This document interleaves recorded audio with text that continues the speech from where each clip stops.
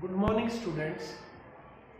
मुझे उम्मीद है आप सब अच्छे से अपनी पढ़ाई कर रहे होंगे। हमने आपके साथ पहले काफ़ी वीडियोज शेयर की हैं। मुझे उम्मीद है आप वीडियोज देख के कंसेप्ट क्लियर करने की कोशिश करेंगे और फिर भी कोई दिक्कतें होंगी तो हमसे साझा करेंगे। हम ऐसी एक नेक्स्ट वीडियो के साथ आपके साथ है।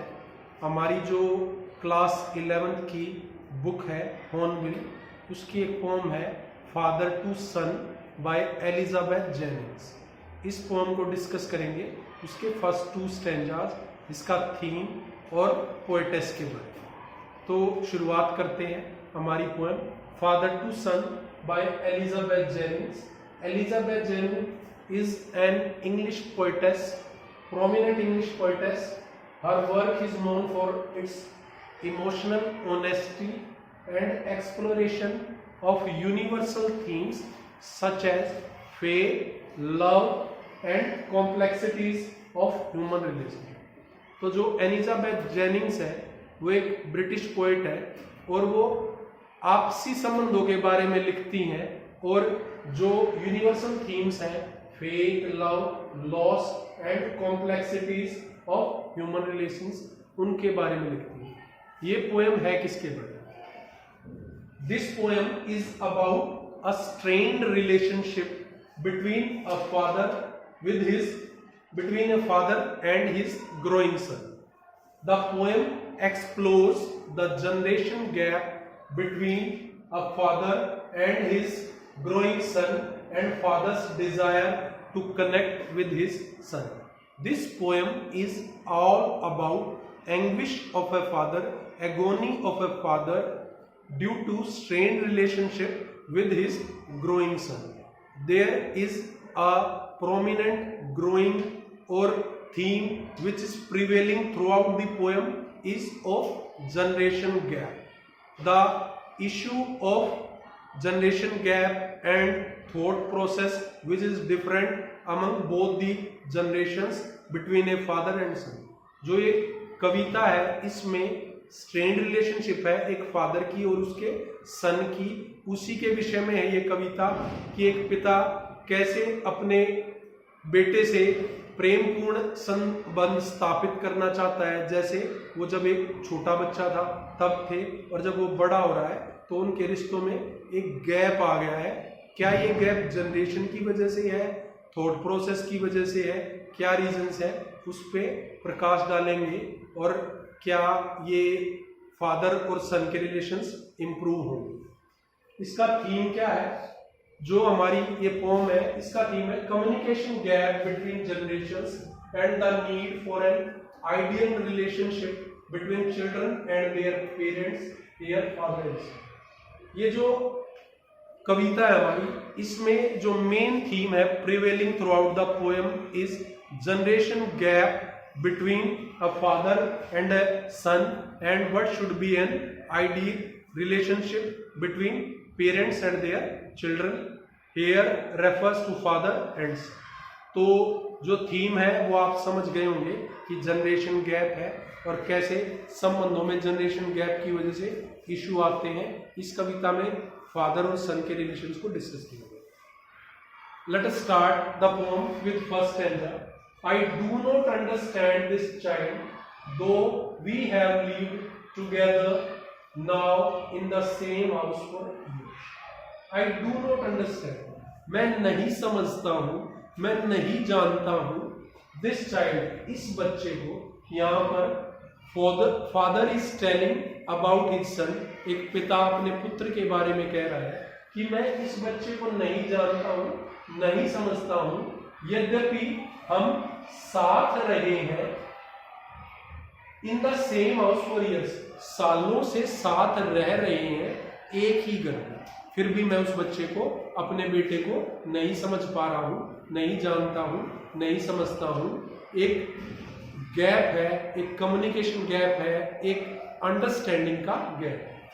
आई नो नथिंग ऑफ इट, मुझे उसके बारे में कुछ भी जानकारी नहीं है, कोई आइडिया नहीं है, कैसा उसका थॉट प्रोसेस है, वो क्या सोचता है, क्या करता है। So try to build up a relationship from how he was when small.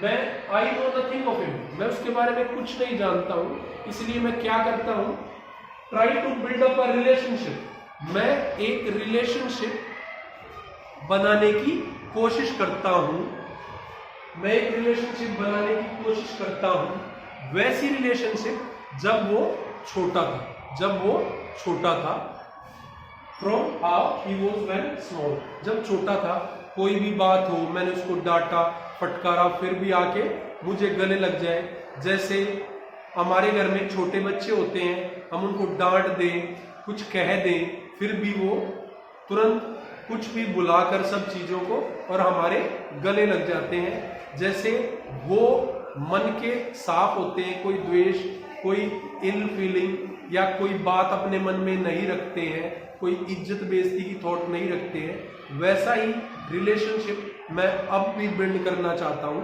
अपने बेटे के साथ, जैसा जब वो छोटा था तब था रिलेशनशिप वैसा।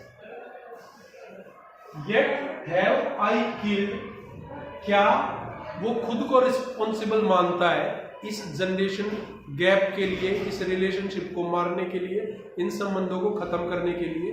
तो पूछ रहा है या कह रहा है कि येट हैव आई किल्ड, क्या मैंने मार दिया है, या द सीड, सेकंड स्टेंजा है, द सीड आई स्पेंट और sown it where the land is his and none of mine, क्या मैंने मार दिया है उस बीज को जो मैंने बोया था या खर्च किया था वहां पर जहां धरती सारी उसकी है, मेरी बिल्कुल भी नहीं। यहां पर सीड और लैंड सिंबॉलिक है, सीड और land both symbolises the relationship of a father and son, human relationship की, जैसे एक माता पिता, एक फादर अपने बच्चे में सीड शो करता है, वैल्यूज के, थॉट्स के, how to live, how to behave, वो सीड की बात कर रहा है यहाँ पोएटेस, कि वो बीज जो मैंने बोया था उसमें, उसके अंदर जहां पर लैंड उसकी है, मतलब उसके अंदर जो हमने वैल्यूज इंस्टिल की है,